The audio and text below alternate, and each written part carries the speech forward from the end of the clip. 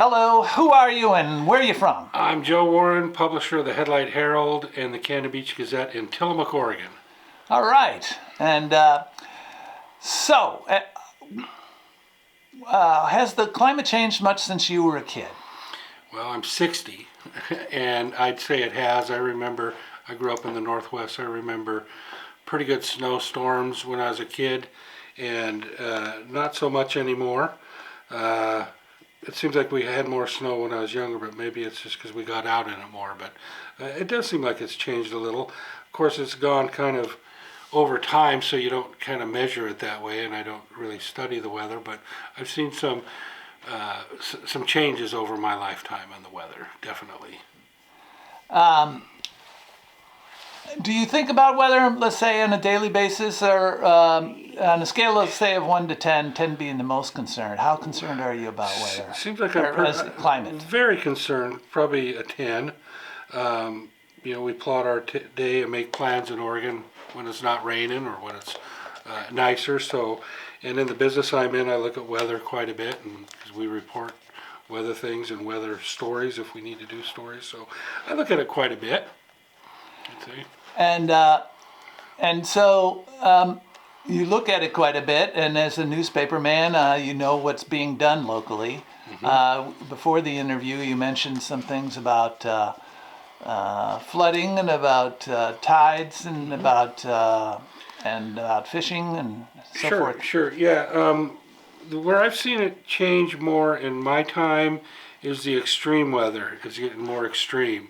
The hots are getting hotter. The floods are getting more often. It floods here in Tillamook when the king tides come in and we get enough rain.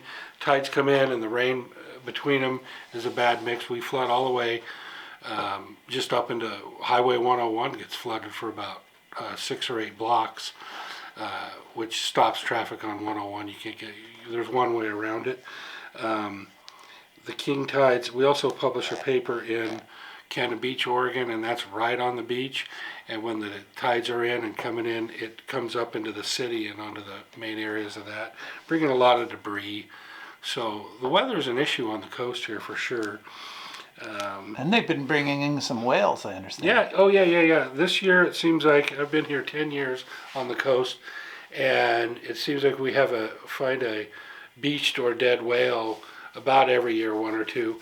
Oregon's famous for that one they blew up on the coast. You can get that on YouTube. In the 70s, they decided, how do we get rid of this thing?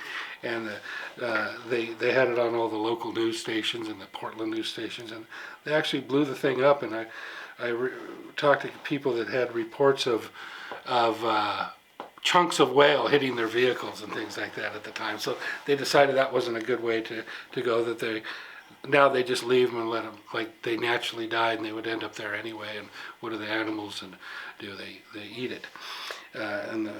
Anyway, this year we had, in the span of 1 week, 4 or 5, I think it was 4 whales washed up during the migration, when they migrate from here to down south in December and January. This 1 week in particular, we found 4 whales on the beach, just between Astoria and Cannon Beach. Seemed like a lot of them, and I think that's due to some climate change issues, and maybe the food is not being provided, and they starve out there in the ocean, die, and then are washed up. And they're huge animals, so it's really something when that happens. But more of that happened this year than I've ever seen. I told you that we've heard a lot about that recently in New Jersey, also on the Atlantic coast. And you were talking about forestry. Any the summers? Do we have more fires, or? We have fires every summer in Oregon. Some of that could be attributed to the management of the forests, as well as we're in a drought still, I believe. If you can believe that, in Oregon, we're still in a drought, and so that combined with the management practices, and then. Also, we're seeing more and more people in the forests. The people like to complain about loggers, and complain that it's the number one cause for climate change, and I think they've got some of that correct. But if it weren't for the loggers, we wouldn't be able to get out and enjoy the woods like we do. They build all the roads to get back into the places we like to get to. The same people that are saying they don't like it, they love going on the weekends and being able to camp and hike and fish the streams and just get out in nature. So I think there's a good balance there between all that stuff. That's right. There's some issues with the replenishment of the forests and so forth. And okay.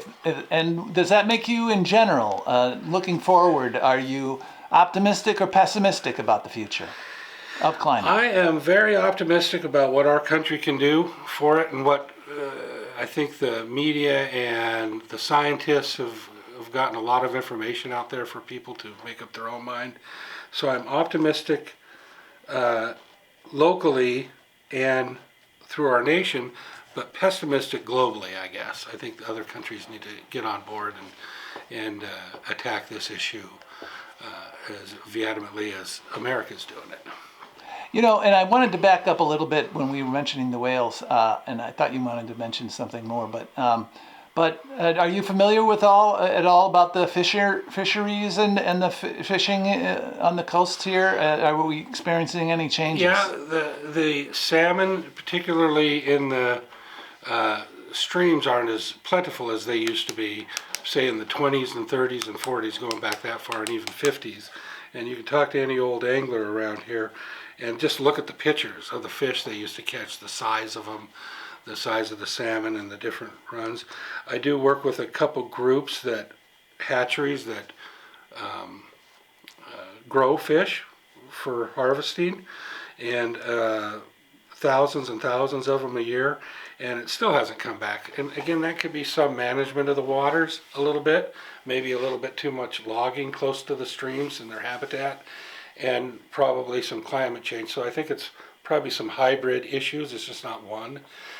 But it's definitely not as good as it used to be. You hear tales of the fishing just being really, really good here, the salmon fishing, and it's still good. People still do it. And I go out and catch a few a year, and but it's just not as big a deal as it was, I don't believe. Okay, very good. Hey, here on the 14th of March in Tillamook, Oregon. Thank you very much. You bet, Michael. Thank you.